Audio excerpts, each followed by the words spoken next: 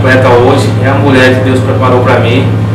Demoraram esse tempo todo aí, 10 anos de diferença, mas foi o suficiente para que Ele colocasse a pessoa certa na minha vida.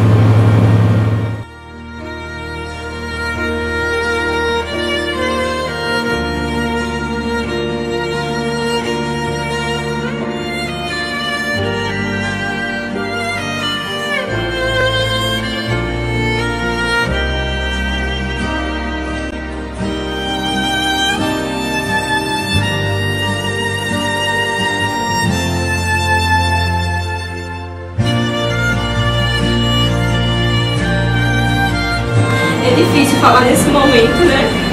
Um momento tão importante na vida da gente. Primeiramente eu quero agradecer a Deus por tudo.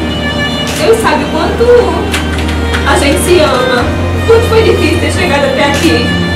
Mas Ele está sempre do nosso lado. Primeiramente eu quero agradecer a Deus, agradecer também ao meu marido, Israel. Ele é um homem muito especial na minha vida, que Deus me concedeu. E hoje é um momento de muita felicidade para mim. Eu não consigo nem expressar o que eu estou sentindo agora.